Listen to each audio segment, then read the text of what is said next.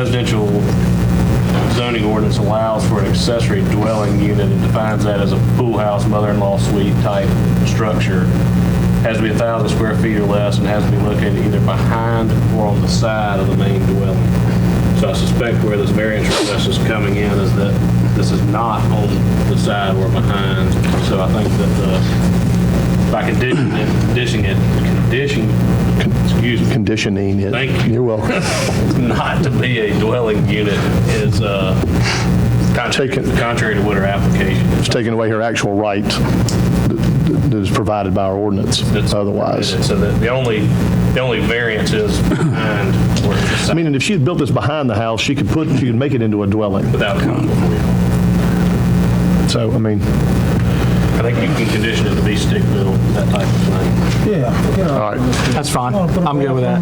Okay, so let's make sure we're clear on our motion. We've got a motion to approve the variance with one amendment to it, making sure that it's stick-built, which means constructed on-site. Yeah.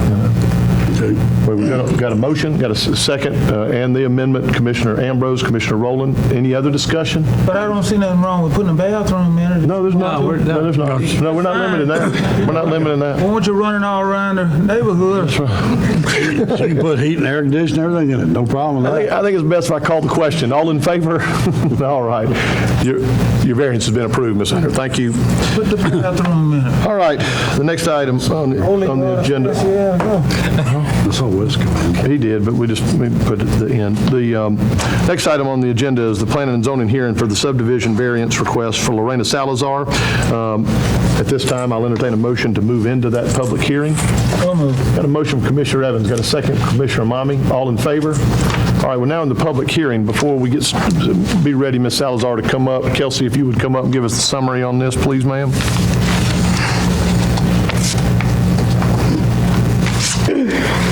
Ms. Salazar is wanting to, if you'll look in your packet real quick, 'cause it's easier to, where that plat is, and she's cutting off the 3.1 acres. It will be a flag lot.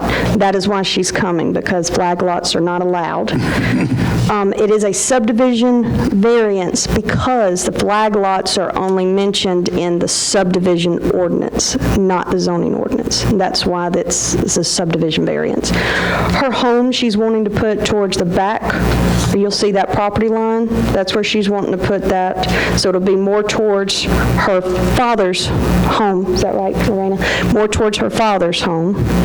And it will have a very long driveway, which also subdivision variance, because it's a flag lot, the road frontage minimum is 100, and this would be less than that. So that is why she's coming before the board to request to do this. And what was the recommendation of the board? It was approved by the Planning and Zoning Board. You know what the vote was? Pretty sure 5-0. Okay, just checking.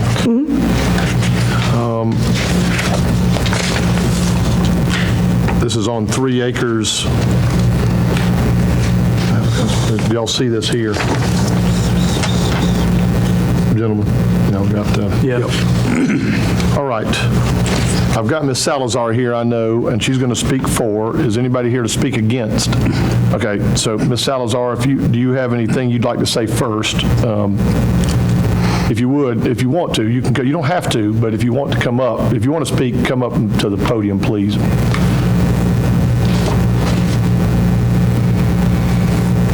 Yes, my name is Lorena Salazar. Live at 270 Gar Road. Pull it down if you don't There mind. you go, perfect, yes. I live at 270 Gar Road, and my dad is trying to give me a piece of land so I can build a house for me and my 2 kids. And I have no criminal record, no.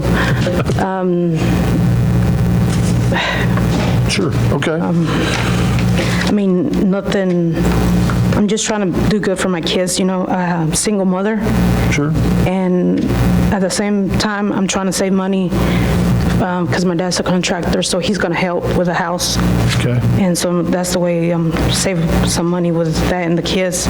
And in the future, when my dad and mom get older, I want to be able to be near them and take care of them. Sure. Okay, we understand that. All right, anything else you want to say? Is there anybody else here that would speak, that you would want to speak No, on it's your just behalf? my mom. You can ask her a question now, absolutely. Does your parents live on this property back there now? Yes, How do they access it? or the main road, from Guard Road, The same driveway. the same driveway, yes. Now, so that driveway wasn't part of that subdivision that's out there. That's his personal access to his lot. Yes. Okay. That's all I've got. Okay. Any other questions? Okay. Be ready in case we need you to speak on it, to answer any other questions. All right, I saw 2 hands raised. Are y'all together? Neighbors, all right. Who wants to speak first? Come on up, state your name and address, and then let me make sure. Together, y'all cumulatively have 15 minutes. Go ahead. I'm Renee Hawkins. We're at 202 Gar. According to the little plat thing we got at the last meeting, is that what y'all have? Looks like what we have, yes. Yes, ma'am. It seems like she's pretty much building the house directly behind us, which I'm opposed for personal reasons, but it comes down to we still don't know what size the house is going to be. It was 3 to 4 bedroom, no idea on what actual size it's going to be. The 2 houses that are already on the existing property, don't get me wrong, they're gorgeous, they're beautiful, but they're also huge. And all the other houses on this road are either small, single-family homes or mobile homes that are on foundations. And we were getting a little concerned about what it might do to property taxes and that, and I kind of don't want a huge house just flat overlooking me. Another concern is many of us, because our houses are closer to the road, many of us use the back property that we have for target practice. And it raises safety concerns to have a house built directly behind us. My curiosity is there any way that she can take this little box of this 3 acres and flip it and put the house more towards their back property so that there's more of a buffer, more of a safety zone? Did you see where she's planning on putting it? I just got the little box. Come up and take a look real fast at what we have. Does that answer your question? Kelsey, do you have this one with the red? Well, I think that prefers what she's asking, this where she's setting it back. I don't know that we can say exactly where they gonna build a house. No, I know we can't, but I mean, she's We can ask proposing. generally, but I don't think we can hold her to it. I mean, you want to? okay, all right. Anybody else want to speak?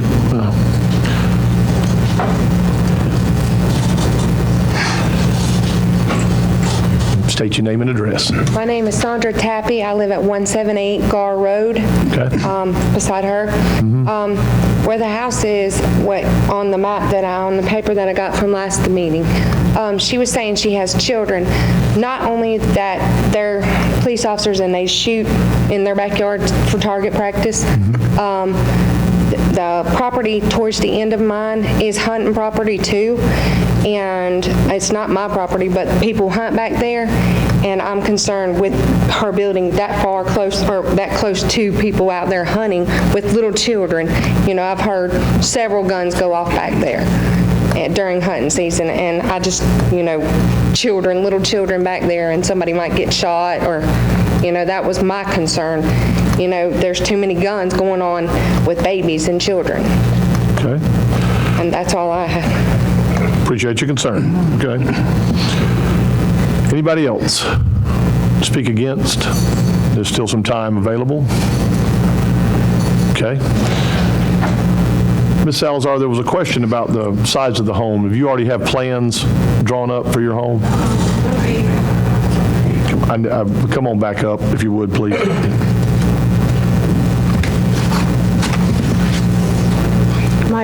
My parents' house is, I think, 7 or 8 bedroom house. I don't want nothing that big. It's Okay. just a normal size house for me and my kids, really not. Sure. My question is, do you But I don't currently know have the any size. plans? No, because we started on this first. Okay. Sure, if you've got to get this approved. And then is there a house size minimum? Okay. Trailers out there. Has codes on it, it's, has to have kitchen, bathroom, I think a living room. Have all those, so you're good. Okay. How long long has your parents owned this property? How long? Since 2000, I think. It's 19 years. I've been What there. was this subdivision? I'm not familiar with this. I was there since I was 15, or been there over 15 years. I'm 33 Commissioner Ambrose now. asked how old the subdivision was. Do you know? Well, the residential lots on this Gar, I'm not familiar with that part of it. How long have they been there? I was 13 when I, I'm not sure. We lived in one of those. But it's, everybody has two plus acres. Everybody's squared off, and then they're on that flag lot up behind us already. And then they're on the flag lot come down. Nope. But I don't know how long their house is. Now, I guess my question to you is, I guess I'm not stating it properly. Our parents been living back here since 2000. How long have you lived in your house? And I believe we moved in 07. 2007? Yeah, my parents were there. Okay. Thank you. Okay. Any other questions for Ms. Salazar? Got one from Mr. Bond, though, about firing bullets across. Yeah, that's a no-no. That's a, no, you don't fire any bullets across anybody else's property. Well, anybody firing a gun has a responsibility to know where the bullet's headed. Well, that's what I'm getting at. Sure. Two people with concerns about that. You don't infringe. You don't have a right to fire a gun across anybody else's property. I want to be clear on that. And I agree with that. thank you. Yep. Okay. Thank you, Ms. Salazar. Appreciate y'all's comments. Any other questions, thoughts while we're in the public hearing? I guess I got a question or two for Kelsey, but Well, let's go ahead and ask, while we're in the public hearing, go ahead and ask, okay, all right, it's agricultural zone property, Kelsey? I believe so, yes, sir. All right, so my understanding is that we're supposed to have, is it 150 feet of road frontage for a new lot creation? Yes, So is that the variance? Is that, the variance is for the flag lot is because they're not allowed in Monroe County, so that's what that variance is for. The subdivision variance is because flag lots aren't allowed. new flag lots, newly created flag lots? Yes, that's already there, so. But this is not actually a subdivision.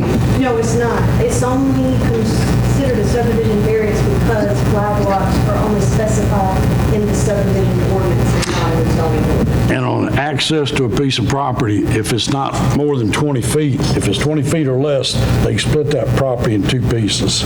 It's got to be 30 feet, split it to four pieces, 40 or 50 feet, split it up into lots. So I don't see where this. How wide is the frontage right now? 60 foot. There's a 60-foot private road, yeah. Yes, it's 30 and 30, so it's 60.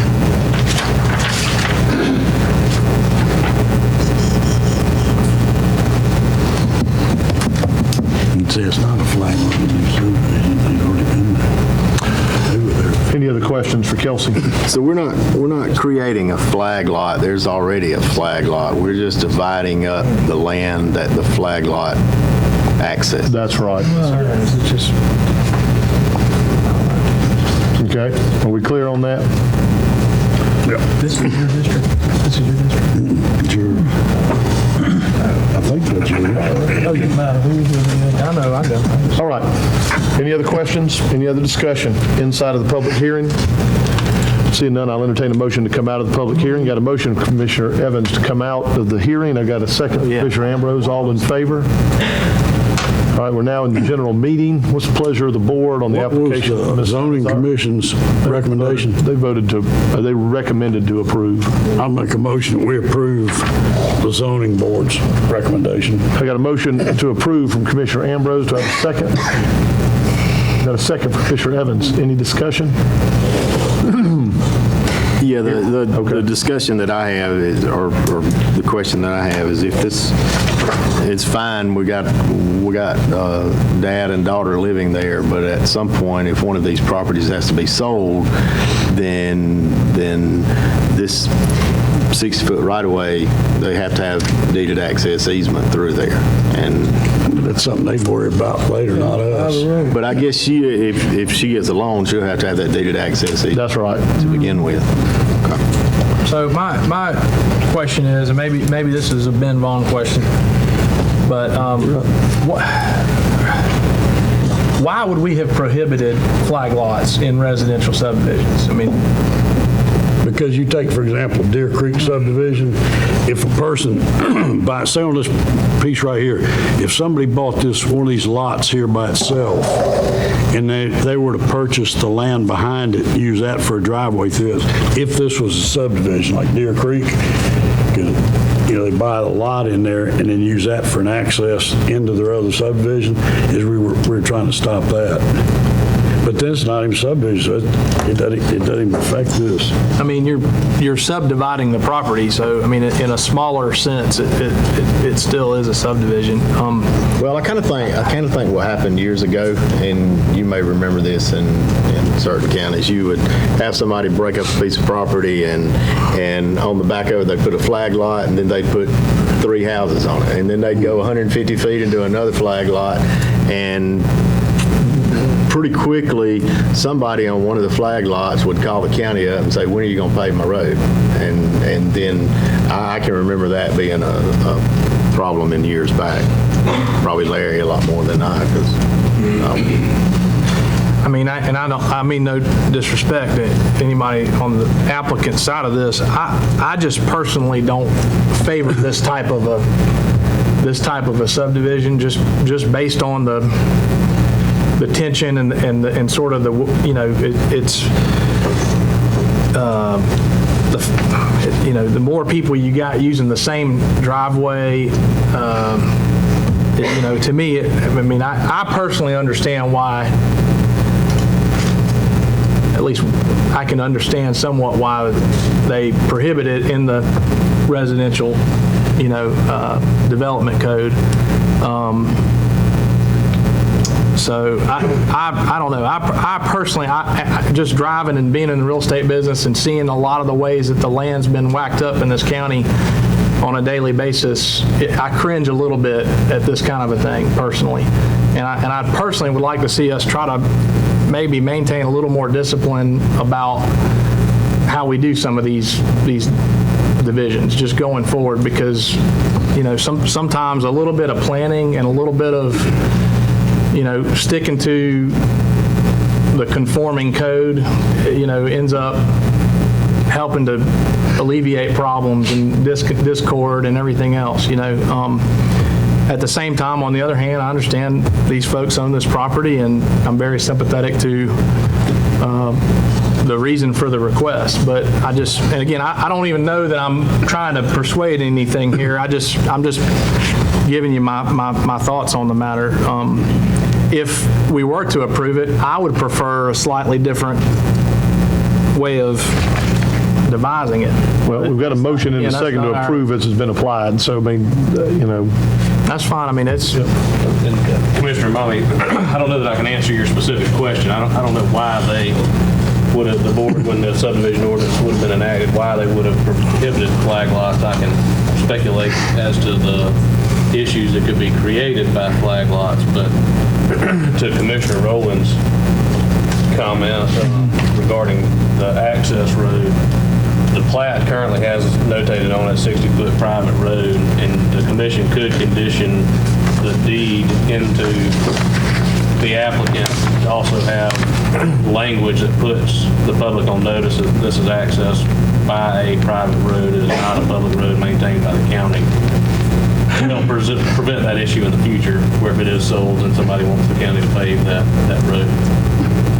Yeah, that would make me more comfortable, as well as, just making sure that there's legal access to the property. I've seen, since I've been here, I've seen at least 2 situations where one of the 2 of these types of properties gets foreclosed on, and then the person that owns the other property, which is typically family, is standing out there with a shotgun saying, I dare you to come onto this property, via my driveway, and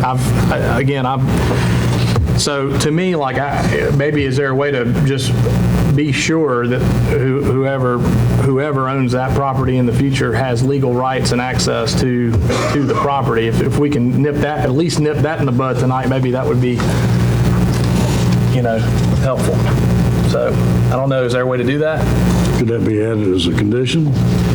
You could condition it based on an easement being recorded to that tract to provide access to the parcel. I would appreciate if y'all would, at a minimum, amend the motion to include that. Well, do you want to offer that amendment? Sure. Okay, and you made the motion? And Evans seconded. So are y'all fine with the amendment? Okay? Yeah. And we're clear on the amendment? As long as she's acceptable to it. Well, I mean, yeah, right. Ms. Salazar, do you understand what we're asking? Come back up just a minute. Why don't you explain it in legal terms? What we're trying to say is, say for example, you don't pay your bills on that house, taxes or your tax or whatever, and the bank repossesses it. Your dad's going to be out there with a shotgun, like he said, dare anybody come up through there. I've seen it happen. We see this happen quite a bit. What we would like to see is that you and your father work out an easement rights for the property owner of yours and the property owner of his. So just in case one of you two split, something comes in, whoever owns that property, whether it be you or the bank or whoever, they do have legal access to it. Would you be agreeable to that? Yes, when I spoke to the guy that was going to do the survey for the land, he said he was going to try to deed a little, piece of, if that happens.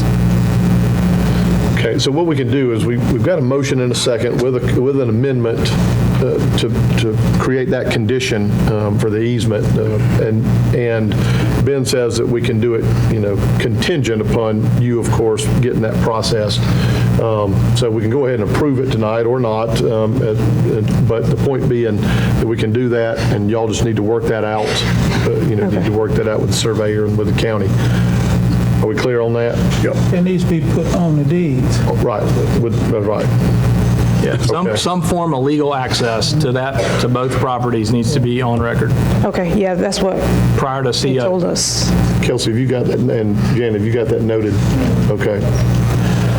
All right, got a motion and a second to approve with the condition, the amendment as stated by Commissioner Amami. Any further discussion on that? Thank you, Ms. Salazar. Any further discussion on that? Hear none, I'll call the question. All in favor? Any opposed? Motion passes, or the variances, the subdivision variance is approved.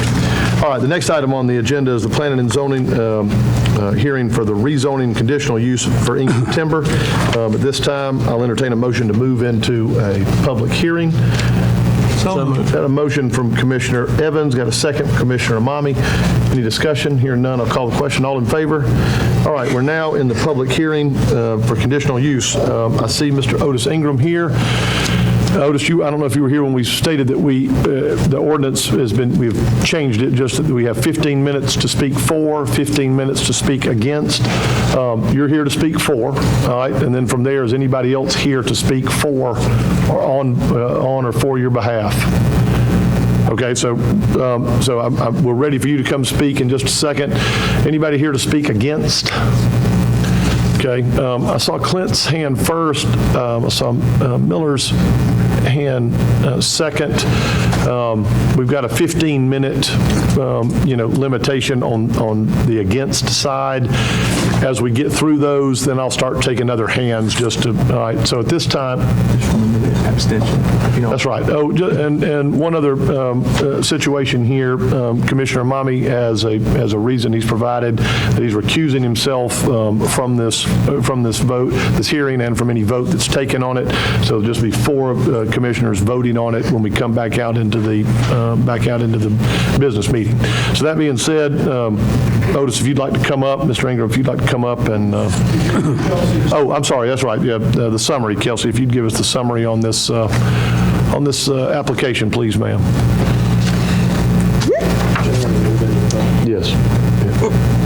Excuse me. Mr. Ingram is wanting to rezone his 4.63 acre lot on Estes Road to commercial with a conditional use for service occupation that will include an office and vehicle traffic of 1-ton trucks with trailers carrying accessory equipment. The Planning and Zoning Board recommended denial on this application. Okay. All right, Mr. Ingram, if you'd like to come up, please, speak for.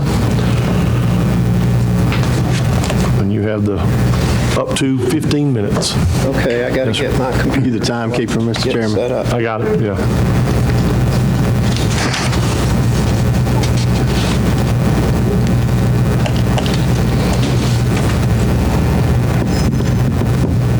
Don't let me forget Wes's. Well, should I recuse myself? So he on the development authority. Right. That's correct. Right. I'm impartial, just like. You can ask Ben.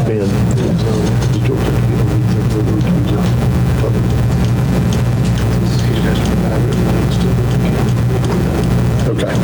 Mr. Bond. Are we right? Mr. Bond, I'm on the Development Authority Board with Mr. Ingram. You think it'd be proper for me to just recuse myself also, or what? Should I go sit down? Commissioner Evans, well, we're not in, hold on, Larry. Commissioner Evans is asking because he's on the Development Authority with Otis. I'm impartial. I vote strictly on the As long as narrative. you don't have a financial interest in the rezoning, you're fine to participate. As long as you feel you can be impartial in the rezoning, then you can participate in the application in the hearing. Okay. Huh? You need a pointer? Yeah, that would be great. This one doesn't work so well. Thank you. Yes, sir, that button right there. That button right there, yeah. Ow, man.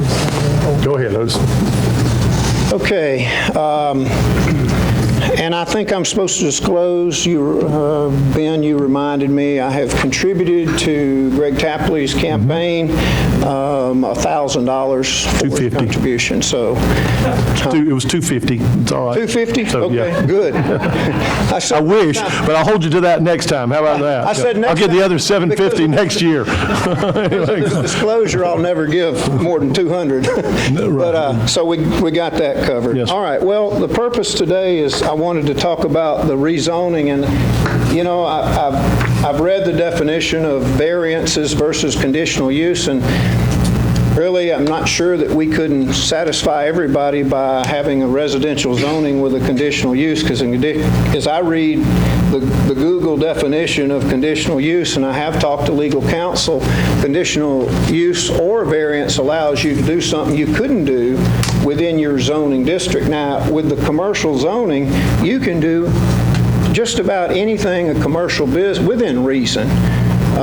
You can't have a dance hall in there, but, you know, and paint your building pink, but you can do most anything a normal business can do. So that is a legal question maybe for another day, but today I wanted to just go through this presentation and show a little bit, and I didn't have all this at the board zoning meeting, but I think it'll show a little bit better if hopefully this works. It did when I was in the office. They didn't want to do it here.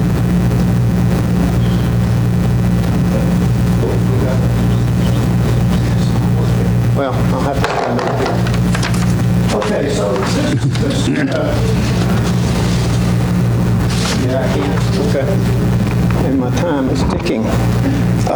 So this right here is, of course, your Google Maps, and you got the Bolingbrook Highway. You can look up here either way. The Highway 41 area, and Estes Roads comes in here and comes down this road over the 475 bridge to the property I'm talking about asking for a conditional use or variance or changing the zoning from residential to commercial. But you can see there's a mixed use, and this is typical in Bolingbrook. You have retail, you have Sweet Sue's, you have the Sweet Tea Room right up here, you have paved in concrete right here, which is David Prim's business, and he has heavy trucks, certainly bigger than a F-150 or 250, and he's coming in and out of here on Estes Road. You've got Cisco tractor trailers coming in for the restaurant. You have fuel trucks coming into the Exxon building, etc. So this is a mixed use that you have here. And then as you come down through here, sure enough, you got residential on both sides. And then you come down here around the curve and you have 475 is somewhat of a buffer. And then you have my property just on the other side. And so, you know, from my property here, David Prim's building is about 1.1 acres. It's from me. And then, let's see, I guess I got to do this. Click it and go forward to the next one. All right, so everybody's familiar with the Monroe County Bank that's there. Otis, real quickly, I think Commissioner Rowland or somebody had a question. Sure. You did 1.1 acres. miles. You did 1.1 miles from David 1.1 Prim. miles. All right, go ahead. Yes, sir. And then you got Hudson Marshall. This is a little business park that's there. This is the Sweet Tea Cafe. And then, of course, there's David Prim's office, and which is 1.1 miles from my property. Then here is the subject property again with the interstate and the bridge here that kind of separates residential from my property. And this is a plat of the property, 4.63 acres right here. There's a creek that is one boundary, and then a road here that is the access road out to 41, and then my two buildings there, and of course the interstate's behind it. Could I ask you to do me a favor? Yes, sir. You're presenting it to the board, not to them. Could you point your pointer at that one for us, please? Sure. Okay, sure. Makes good sense. Y'all the ones approving or just denying it. Okay, so here is the 475 bridge that you cross over.